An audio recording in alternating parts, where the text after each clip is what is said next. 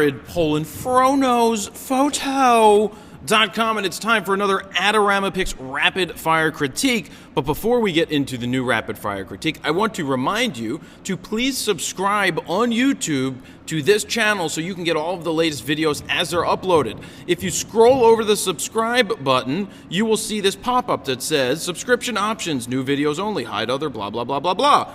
Also, email for each new upload. That's the one I like to click because you will get notified by email when I put up a new video so you can stay on top of all the contests, news, and whatever's coming along on the channel. So here we go. We have Texas Mama's Photos. Now, Texas Mama is one of the original Fro followers. She was there pretty much from day one, and she's been really doing a great job growing and learning over the past couple years, 2 years, I would think, because that's when we started this, and she just contacted me again, and I asked her to send me her work so that I could give her a review, a critique for this Adorama Picks critique, and just go right through it. So she says she's been shooting a lot of film. She's upgraded to, I believe, a 60D at this point, but we'll take a look through here. Let's go and look at this. So we've got this, yep, shot with film.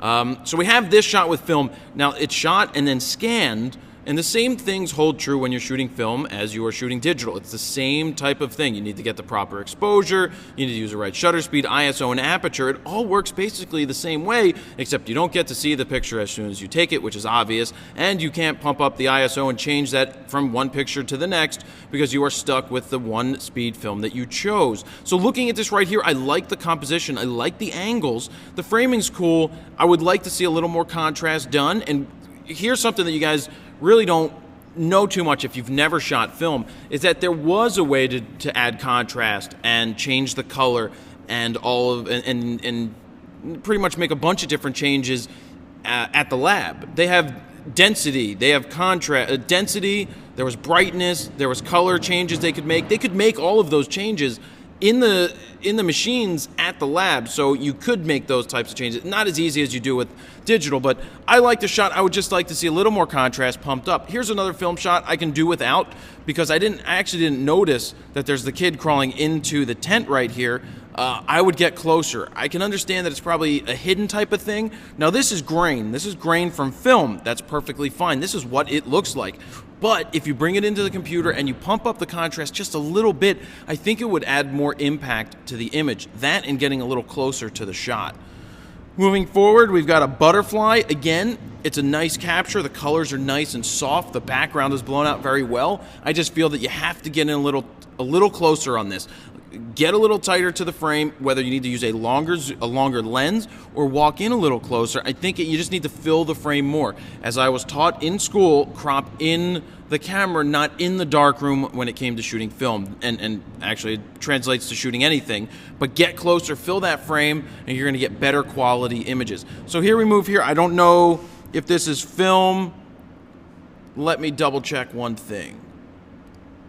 Let's see. All right, so here we have it. It's shot with the Canon 60D. There you go. So she does have a 60D now. Contrast on this. It's a little washed out, and I understand that a lot of people like some muted images. That's perfectly fine. I just feel that it's too muted, it's too washed out, and I would like to see a little bit more contrast thrown into this just to make it stand out a little more. If you want to stick with the muted, then don't go too far with the contrast, just go a little bit. The framing, the composition is fine. It's okay. It's the look on her face isn't the greatest, so you just got to work with the model a little bit to give you what you're looking for. Moving forward, this is cool. I don't know if this is with a 60D as well. So I have, again, the same. So what's going on here? Let's go and see what this is shot with, because that will give us a better idea of what's going on here. 1/80th of a second, 1.6, 50 millimeters, 800 ISO with, what's it, probably a 51.8, I would assume. So what could we do with this image knowing that that's what it's taken at? I would probably speed the shutter speed up. Or actually, I would go up instead of 1.8. I would be shooting around 2.5, 2.8, because it's too it needs to have a little bit more oomph to it. You see all the gray, the dead area here? It's just too much fill light added possibly later on that it can be much thicker. Just watch what happens with contrast. I know I say it a lot, but see what happens when your image goes boom versus going blah. So boom versus blah, add that boom, and you have a better picture here. I like the capture here. I like the composition and the framing. We just need to see a little bit more contrast thrown in there. Now, this is a spectacular shot. I really love this shot, especially for Gretchen, who likes to shoot a lot of children because she has a couple kids. I think more than a couple. I think there's 5 or 6, actually. But this is a great low-angle shot. The kids are laying in the grass. You have their feet in focus. You have them out of focus in the background. They're playing with the dandelions. This is a tremendous shot. I really like what she did here. And, of course, I still want to see a little more contrast just to pump up those greens a little bit, but that's me.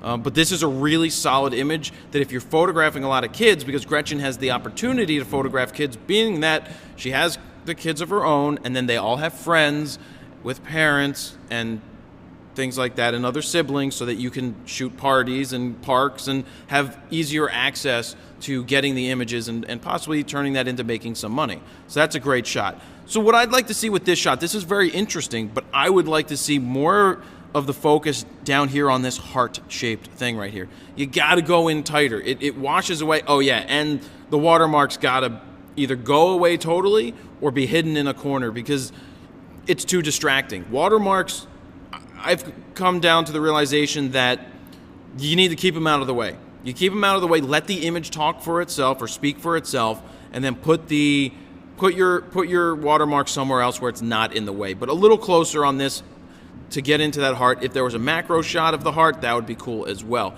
This is all right, shooting straight down. But other than that, it's hard to figure out what's going on. I mean, obviously the girl's laying in the grass. It's just a weird angle. It's upside down, and I'm not feeling this one as much.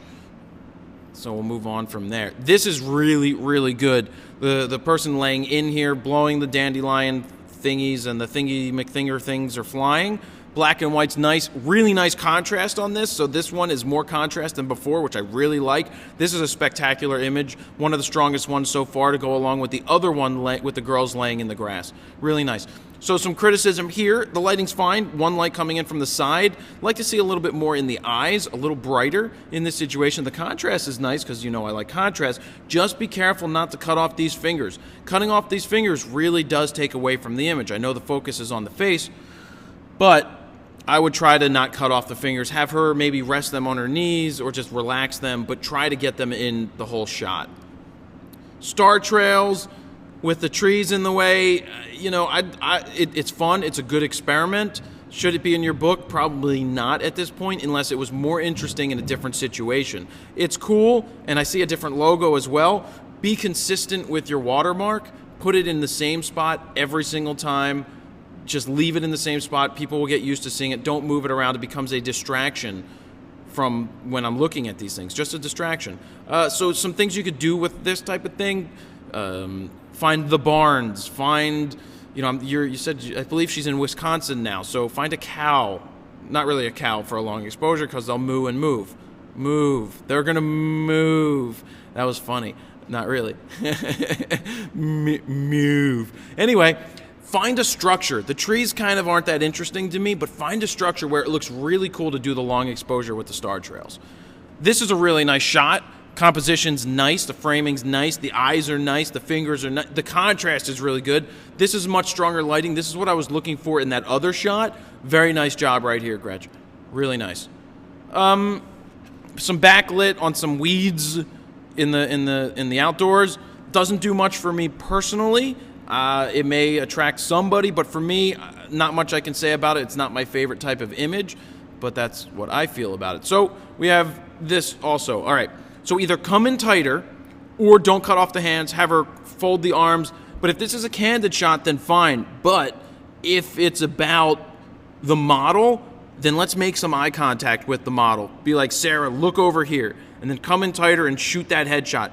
Have her turn her shoulders more towards the camera. Have the eyes and the nose turn towards you. So it's lined up like this. Like this. So she's going to turn like this. And then her head's going to be like this. And then she's going to be like, hey. Blinking her eyes like that. And it's going to look interesting. So try doing that when you're doing shots like that outdoors. This is really nice. This is very nice. The girl folded her arms. She's smiling. Pump that contrast. I don't know if it's in focus. I can't tell off of the flicker shot, but pump it up a little bit. A little less on the brightness because it looks a little overexposed. So pull back the exposure a little bit. Pump up that contrast slightly, and you're going to have a shot that really goes boom, boom, pow, wow. Boom, boom, pow, wow. Brown cow. Move. This is nice. I like the composition. I like the contrast. I like the color. This is shot with film again. Nice saturated film. Looks really good. This feels nice. Nice shot right there. I've got to figure what is going on. So we've got somebody laying in the grass, in the hay. So they're laying in the hay, and the sun is coming in really strong. Again, a little bit of contrast. A little bit of story about this image would be interesting, so I don't know too much about it. It says CD cover. It's like a square for a CD cover. More contrast. Pump this up. Let's see what that's all about. What's the focus? Get a little closer, and I think we're going to have a better shot there. This is good, too. I moved to the side because of the microphone, but this is filled in nice. Contrast again. I know I say it. I just keep it. That's my look. And I know people may rip, but again, a critique is based off of the person who's critiquing it. We have an open mind, but we critique it based off of our personal likes, but we're open-minded enough to know that not everybody may like that. So not everybody may like this with more contrast, but I'm thinking, Gretch, if you really pump the contrast on this and go up with the clarity a little bit, the eyes are going to pop more, the color of the face is going to pop more, and you're going to really enjoy that image. So try that out. This is nice. I like it. Just stained glass, light coming through a stained glass, nice job, nice composition, throwing it off to the left-hand side. It feels fine. Not much else I can say about it there. This shot I can definitely do without. I don't know why it's here, don't know what's going on, but this is definitely a shot I would pull out and not have anybody critique because it really doesn't serve much of a purpose. All right, so is this film again? Let's see. I'm going to click on it. If it's not film, it's a Rebel XS, so that's a older camera, but really the contrast will save this image. It's a nice composition, nice framing, nice focus on the face, but the contrast is killing me. The grays, the grain, and things like that. Just pump up that contrast slightly, and you will see a major difference in this image and taking it to the next level. So Gretchen, you've really come a long way in the last 2 years. You've done there's some really, really solid images here.